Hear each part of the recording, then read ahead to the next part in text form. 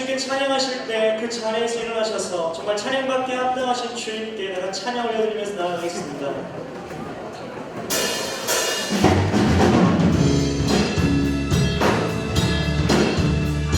뜻인 주님께 찬양하며 나아갑니다.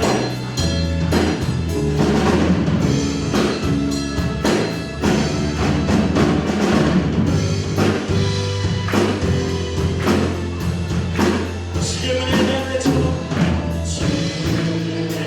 맘에처럼 주 말씀이 선포되네.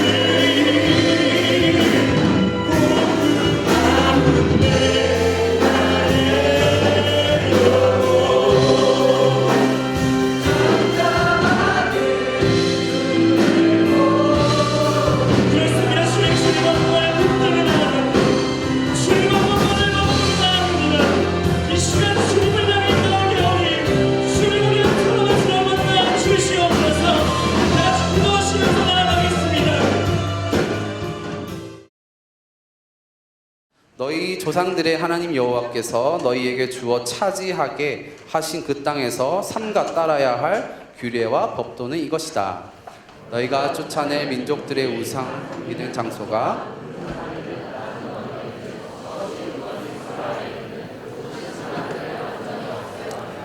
그들의 제단을 부수고 그들이 거룩하다고 여기는 우상 돌들을 깨며 아세라 상들을 불에 던지라. 그 신들의 모형을 베어버리고 그 이름들을 그곳에서 지워버리라. 너희가 너희 하나님 여호와를 경배할 때에는 그들처럼 하지 말라. 오직 너희는 너희 하나님 여호와께서 너희 모든 지파들 가운데서 그분의 이름을 두시려고 너희의 여러 지파 가운데서 선택하실 곳 곧 그분께서 계실 때를 너희가 찾아야 하며 그곳에 가야 한다. 너희는 너희의 번제물들과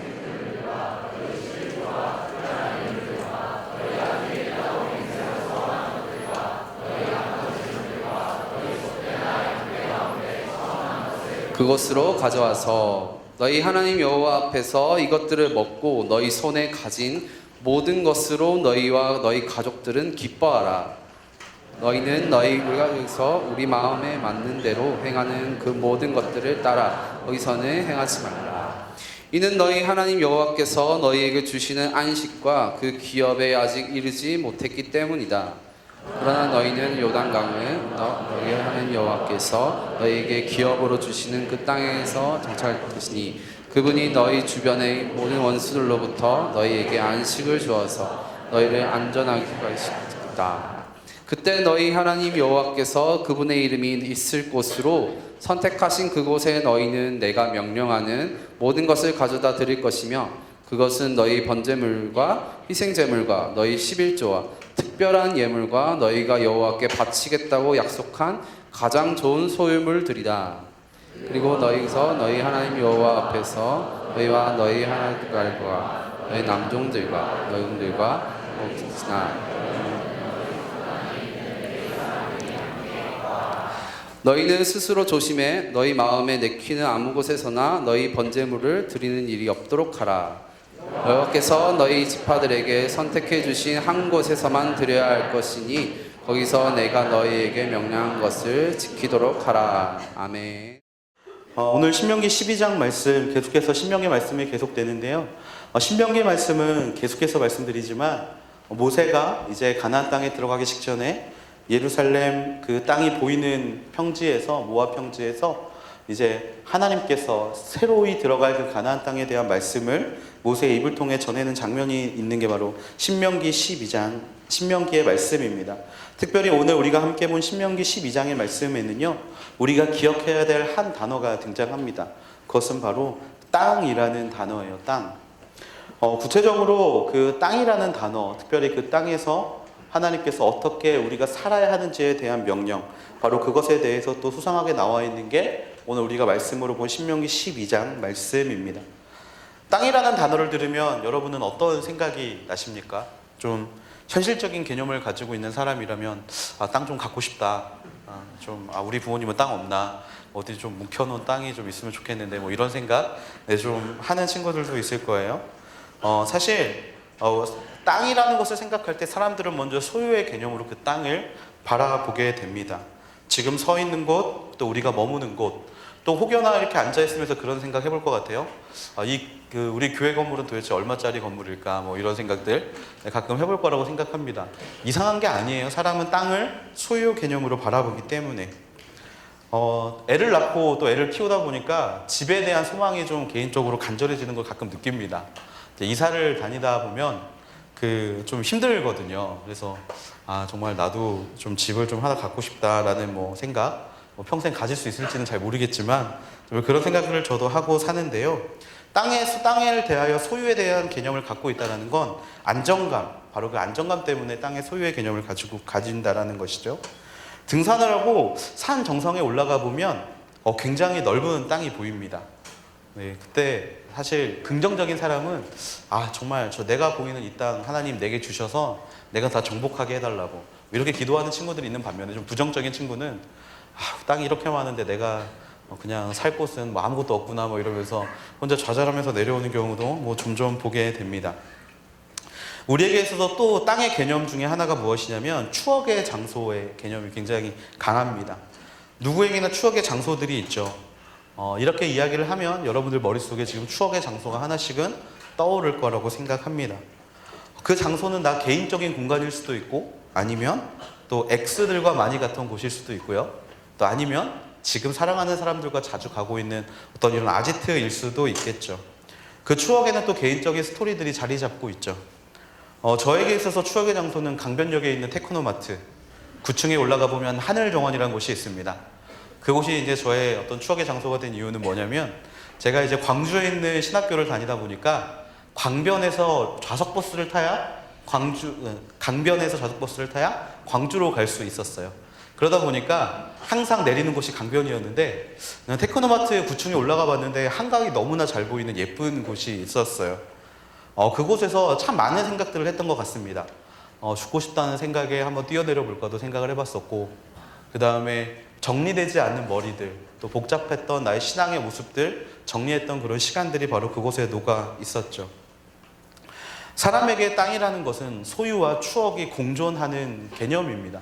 그런데 하나님은 땅을 바라보실 때 이 소유와 추억으로 바라보지 않으신다라는 것이죠. 하나님에게 있어서 땅은 어떤 곳인가, 오늘 말씀을 통해 좀 함께 돌아보게 되기를 원하는데요. 첫 번째로 하나님에게 땅은 그냥 거룩한 장소일 뿐이라는 것입니다. 하나님은 우리가 서 있는 그 땅이 거룩하기를 바라세요. 하나님은 인간이 땅에 대한 소유의 개념을 갖기를 원치 않으십니다. 왜냐하면 이 땅의 모든 것은 바로 하나님이 만드신 것이기 때문에 그래요. 모든 소유가 하나님에게로 있기 때문에 하나님은 땅을 소유의 개념으로 접근하는 것보다 그 땅의 주인이신 하나님, 그 하나님의 속성은 거룩하시기 때문에 거룩함으로 그 땅에 접근하기를 원하신다라는 것입니다. 오늘 말씀 2절에서 3절 말씀 우리가 같이 한번 읽어봤으면 좋겠는데요. 2절에서 3절 말씀 같이 읽어보겠습니다. 시작. 너희가 쫓아낼 민족들이 우상 섬기는 장소가 높은 산이든 낮은 언덕이든 수없이 우거진 숲 아래 있든 모든 신당들을 완전히 없애버리라. 그들의 제단을 부수고 그들이 거룩하다고 여기는 우상 돌들을 깨며 아세라 상들을 불에 던지라. 그 신들의 모형을 베어버리고 그 이름들을 그곳에서 지워버리라. 아멘. 이 말씀에 들어있는 첫 번째 뜻은 물론 우상 숭배를 하지 말라는 뜻이죠. 그런데 그 이면을 좀 더 바라보면요, 사람들은 땅을 소유의 개념과 추억의 개념으로 가지고 있는 거예요. 뭐냐면 높은 산의 개념은 어떠냐면 신과 조금 더 가까운 장소의 개념이기 때문에 높은 장소는 우상을 숭배하기 좋은 장소가 되는 거예요. 그리고 숲풀이 많은 숲풀이 많다면 이 숲이 바람에 흔들릴 때 소리가 많이 나잖아요. 그때 신들이 지나가고 또 신들이 임재한다 라는 개념들, 한마디로 그냥 코에 걸면 코걸이, 귀에 걸면 귀걸이 같은 이 사람들의 땅에 대한 소유와 추억의 개념으로 인해서 사람들이 우상 숭배를 많이 했다라는 거예요. 그래서 하나님은 그 땅을 거룩하게 하기를 원하셨다라는 것입니다.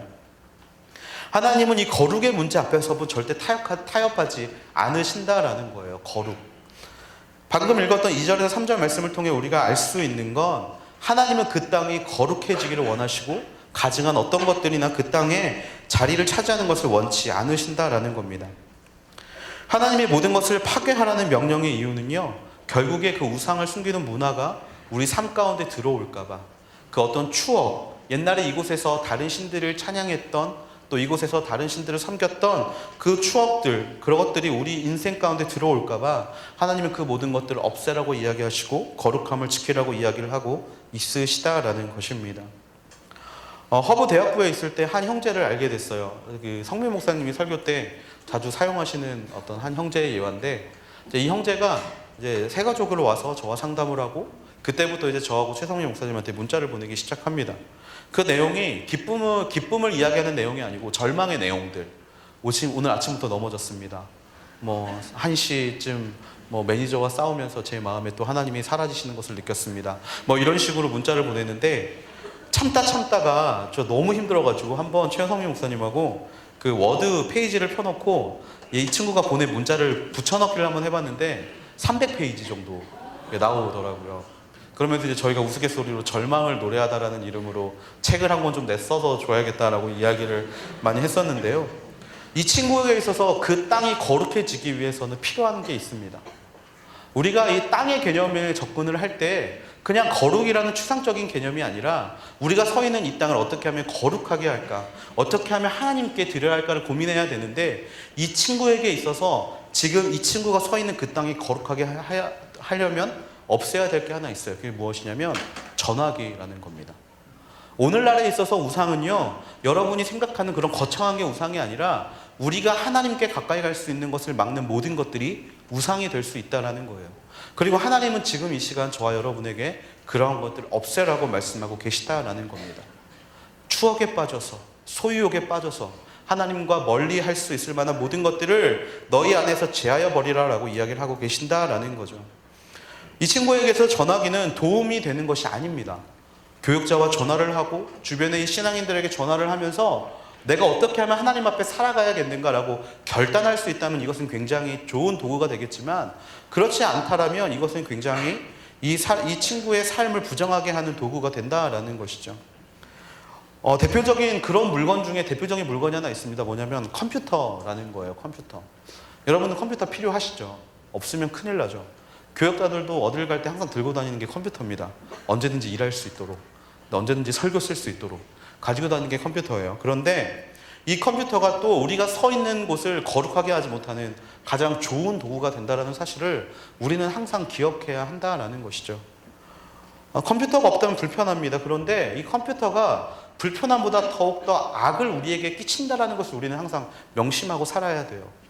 많은 친구들이 음란물의 그 중독에 대해서 상담을 합니다. 그 음란물의 매개체는 거의 대부분이 컴퓨터죠. 그리고 또 많은 형제들, 제가 해봐서 알지만 많은 형제들 오늘도 PC방의 노예가 되어서 지금 이 순간도 한 판만 더 하다가 못 나온 친구들이 있을 거예요. 그 친구들에게 컴퓨터는 하나님에게 가까이 가지 못하게 하는 도구가 된다는 것이죠. 그러면 그 친구가 설 수 있게 하기 위해서는 그 모든 것들을 제하여 버려야 한다는 겁니다. 그것들을 치워버릴 때 우리가 있는 땅이 거룩해지는 것이고요. 그것을 치워버릴 때 우리 안에 있는 하나님을 바로 볼 수 있는 시간이 생긴다라는 것입니다. 그러면 우리는 이렇게 생각할지 모르겠어요. 나는 그 정도 아니니까 괜찮아. 나는 그런 중독 아니니까 괜찮아. 그런 여러분들에게 한 가지 권면을 드리고 싶어요. 여러분들 그 침묵 기도원이라는 곳들이 있거든요. 침묵 기도원. 들어갈 때 그 전화기 모두 이제 못 가지고 들어가는 침묵 기도원이라는 곳이 있는데, 여러분들 그곳 가운데 한 번씩 나아가 보셨으면 좋겠어요. 정말 내 주변에 나를 유혹하는 것들 아무것도 없는 채 그냥 오직 말씀과 그 다음에 베개, 잠은 자야 되니까요. 말씀과 베개 이 두 개를 들고 이 수도원에 들어가는데, 그 순간 깨닫게 되는 게 있습니다. 아, 내가 이렇게 많은 것들에 얽매여 살고 있었구나. 보이지 않는 것들에 대한 불안함. 남자들은 군대 가면 이제 경험하게 되는 것 중에 하나가 이 핸드폰이 없는데 갑자기 진동이 느껴져요. 군대에서 이렇게 각을 잡고 앉아있으면 어디선가 막 징징 하는 소리가 들립니다. 군대 갔다 온 형제들은 공감할 거예요. 알지 못하게 우리 모두는 이렇게 무언가의 중독에 빠져 있고 하나님과의 관계에서 가로막혀 있는 이런 것들을 경험하게 된다라는 거예요. 오늘 우리는 그것들을 치워버려야 합니다. 좀 과감하게 이야기해서 그런 것들을 없애버려야 한다라는 거예요. 하나님이 계시는 곳은 거룩한 곳이고, 바로 우리가 서 있는 곳이 하나님이 계시는 곳이라면 우리가 서 있는 모든 땅들이 거룩해져야 한다라는 것입니다. 마가복음 9장 43절에서 47절 말씀이 있는데요. 우리 같이 한번 읽어보면 좋겠어요. 같이 한번 읽어볼게요. 시작. 내 손이 너를 죄짓게 하거든 잘라버려라. 두 손을 가지고 영원히 꺼지지 않는 지옥불에 떨어지느니 성하지 않는 몸이 되더라도 생명에 들어가는 것이 더 낫다.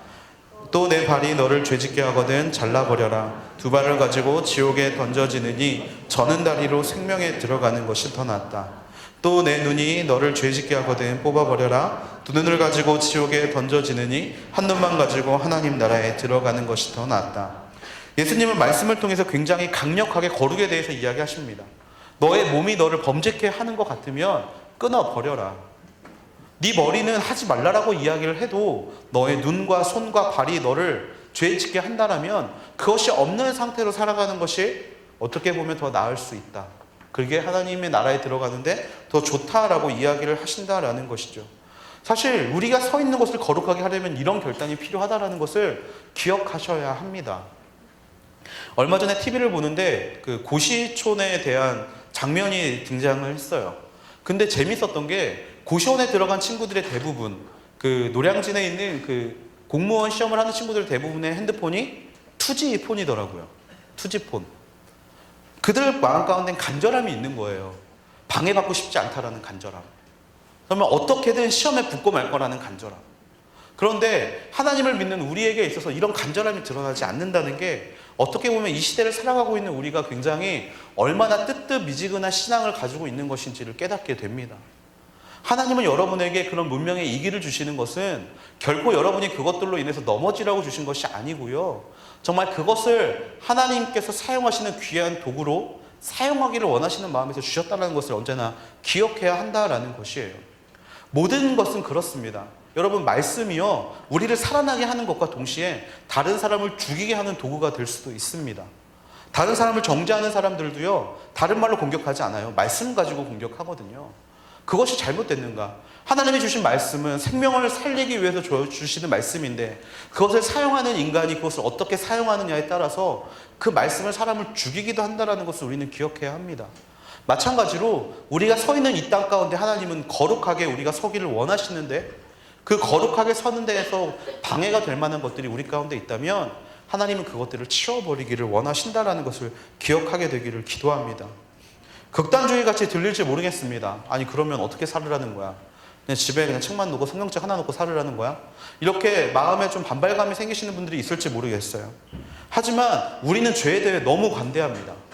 죄에 대해 너무 관대해요. 죄를 저지르는 거에 너무나 관대합니다. 하나님은 분명히 우상의 모든 것들을 구석에 놔두라고 하지 않으셨어요. 다 불살라버리고 찍어버리고 없애버리고 정말 아골 골짜기에 그 모든 것들을 갖다 버리라고 이야기를 하셨지 그것들을 우리 마음 한켠에 쌓아놓으라고 말씀하지 않으셨다라는 것을 기억하는 저와 여러분이 되기를 기도합니다. 단호함이 있어야 합니다. 특별히 그 땅의 거룩을 위해선 우리 안에 그런 단호함이 있어야 한다라는 거예요. 하나님 앞에 거룩하게 서는데 방해가 되는 것을 과감하게 버리게 되는 여러분이 되기를 주님의 이름으로 기도합니다. 하나님보다 더 사랑하는 것 버리는 것을 당연한 거고요. 하나님과 나 사이에 관계된 것들을 방해하는 것들을 저 한켠에 물리치는 것이 아니라 그냥 정말 그것을 찍어버리고 태워버릴 수 있는 과감함, 정말 나의 손발조차 죄 짓는 것 같다면 하나님 앞에 이 손발을 놓고 기도할 수 있는 저와 여러분이 되기를 주님의 이름으로 축원합니다. 두 번째로 하나님에게 있어서 땅은 하나님을 찬양하는 예배의 장소라는 것이죠. 5절에서 7절 말씀 우리 같이 한번 보겠습니다. 5절에서 7절 말씀 시작. 오직 너희는 너희 하나님 여호와께서 너희 모든 지파들 가운데서 그분의 이름을 두시려고 너희의 여러 지파 가운데서 선택하실 곳, 곧 그분께서 계실 때를 너희가 찾아야 하며 그곳에 가야 한다. 너희는 너희의 번제물들과 희생제물들과 너희 11조와 특별한 예물들과 너희가 드리겠다고 맹세로 서원한 것들과 너희 낙헌 제물들과 너희 소떼나 양떼 가운데 처음 난 것을 그곳으로 가져와서 너희 하나님 여호와 앞에서 이것들을 먹고 너희 하나님 여호와께서 너희 손이 닿는 모든 것에 복 주심으로 인해 너희 가족들은 기뻐하라. 아멘. 하나님에게서의 땅은 예배의 장소입니다. 그 예배에서 찬양받으실 분은 오직 하나님 한 분뿐이시죠.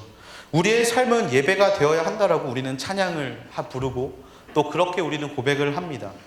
한마디로 이 땅에 우리가 걸어다니는 또 우리가 머무는 우리가 지나가는 모든 장소들이 다 예배 드려야 하는 장소가 되어야 함을 기억해야 합니다. 그러려면 우리가 먼저 교회가 되어야죠. 우리가 먼저 교회가 되어야 합니다. 특별히 하나님께서는 한 장소를 선택하셨어요. 구약시대에서는 이 장소가 보통 이제 지성소로 표현되는 성소를 가리키는 장면인데요. 예수님께서 십자가에 달려 돌아가시면서 제일 처음에 하신 게 그 성소와 지성소를 맡고 있었던 휘장을 찢어버리시는 일을 제일 먼저 하셨죠. 그 이야기는 무엇이냐면 이제 더 이상 지성소로만 들어가야 하나님을 만날 수 있는 것이 아니라 우리의 평소의 삶 가운데에서 우리가 매일매일 경험하고 있는 우리의 삶 가운데서 우리는 어디에서나 하나님을 만날 수 있게 되었다라는 것입니다. 우리 개개인은 교회입니다. 저는 교회고요. 여러분은 교회입니다. 너희는 너희가 하나님의 성전인 것과 하나님의 성령이 너희 안에 거하는 것을 알지 못하느냐? 바울이 우리에게 이야기한 것처럼 우리 한 사람의 교회이기 때문에 우리는 어디에서나 예배를 드릴 수 있음을 기억해야 합니다. 내가 밟는 모든 땅이 예배의 초소가 되어야 되는 것은 당연한 것이고요. 내가 서 있는 모든 공동체, 내가 속해 있는 모든 곳이 하나님이 부르신 예배의 장소임을 우리는 언제나 기억해야 한다라는 것이죠. 그런데 그런 개인적인 것뿐만 아니라 우리는 공동체성 또한 가지고 우리의 예배를 세워가야 합니다. 하나님이 이스라엘 백성들을 한 장소에 모이게 하신 이유는요, 그들이 그곳에서 순수한 신앙을 지키고 서로 교제함을 통해서 강건한 하나님의 자녀로 자라나기를 원하셨다라는 거예요. 여러분, 우리 자신이 교회라고 해서 우리는 우리가 지금 나와 있는 이 교회를 무시해서는 안 됩니다. 하나님께서는 우리 자신이 교회라고 말씀하셨고, 동시에 우리가 속해 있는 공동체 또한 교회라고 말씀하셨음을 우리는 언제나 기억해야 돼요. 예배 마당만 밟고 가는 건 진정한 예배가 아닙니다. 아, 내가 교회니까 나 혼자 예배 드리면 되지 라고 이야기를 하면서 집에서 혼자 예배 드리는 것, 이것도 하나님 보시기에 바람직한 예배가 아니라는 것을 기억해야 합니다. 특별히 구약에서는요, 그 사람들이 모일 수 있도록 한 곳을 지정하셨죠.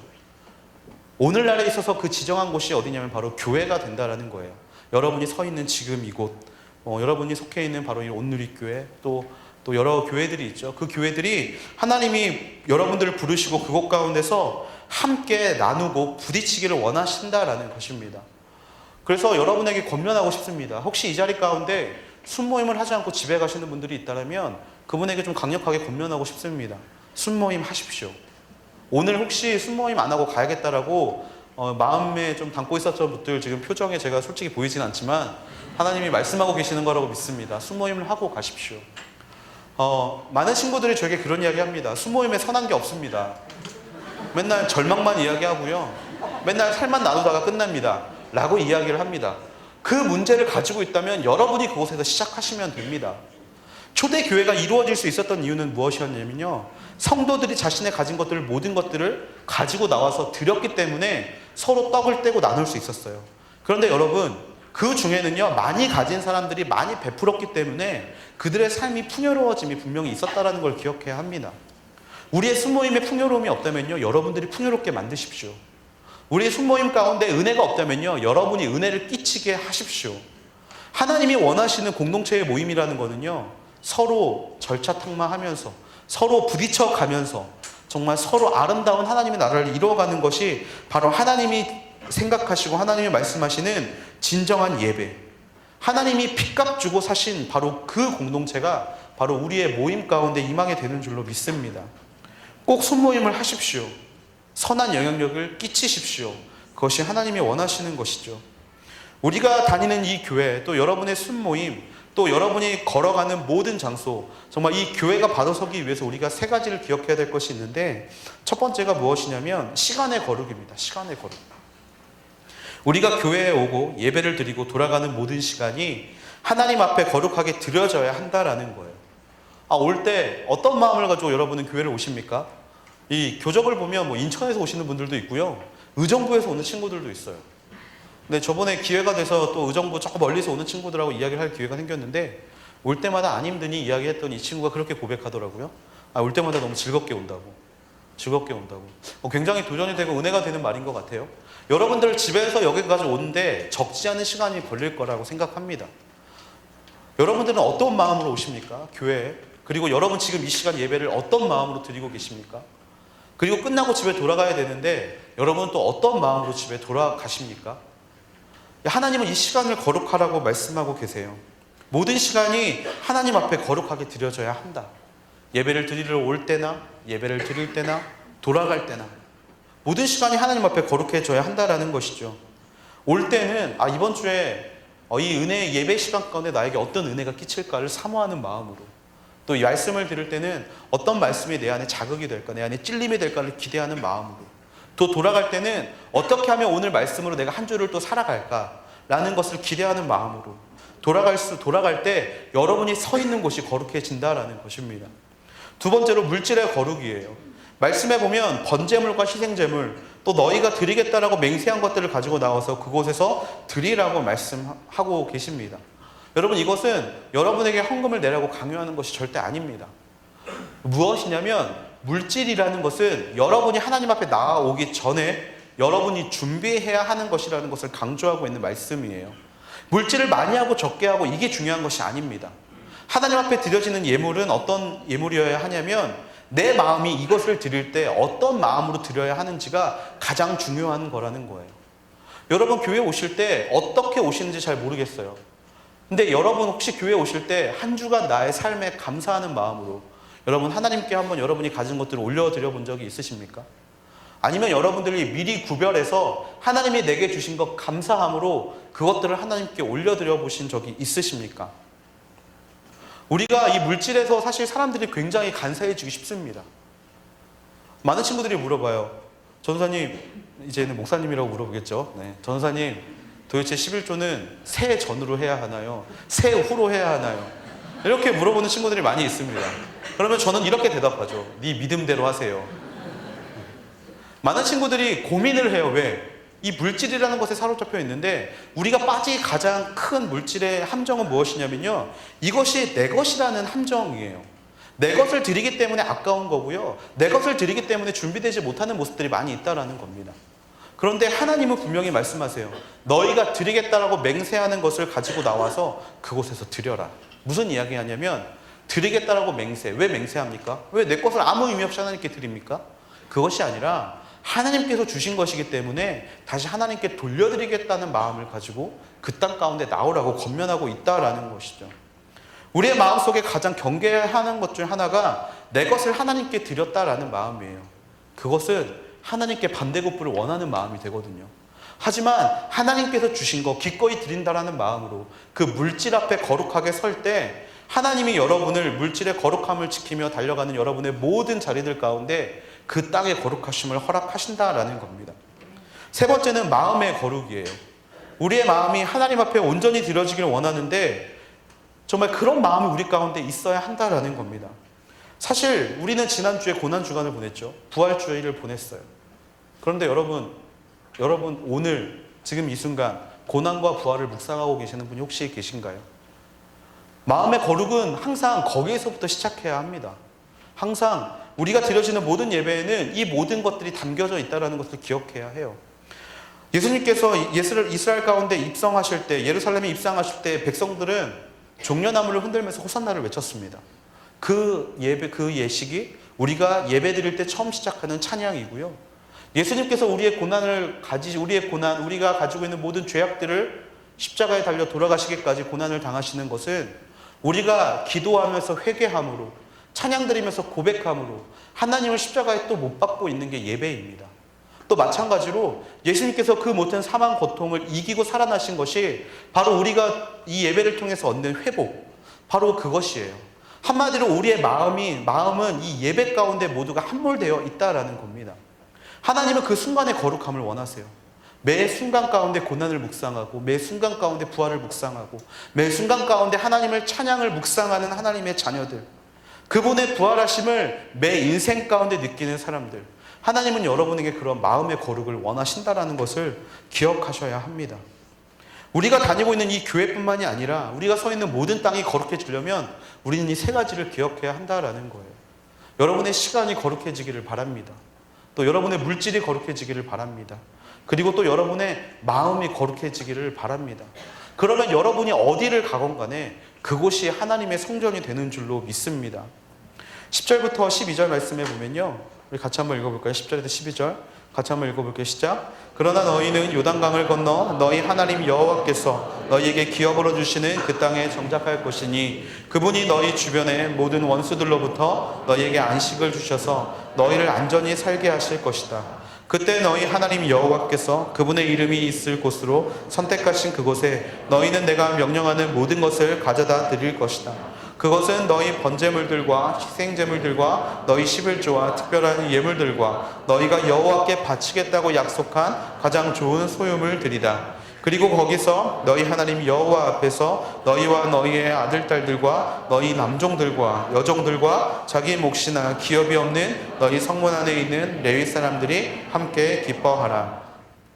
우리가 서 있는 땅이 거룩하게 하기 위해서 하나님께서 우리에게 말씀하시는 것에 대해서 함께 나누었는데, 여러분, 우리가 항상 말씀을 볼 때 기억해야 되는 건 그것이 하나님 좋자고 하는 게 아니라는 것을 기억해야 합니다.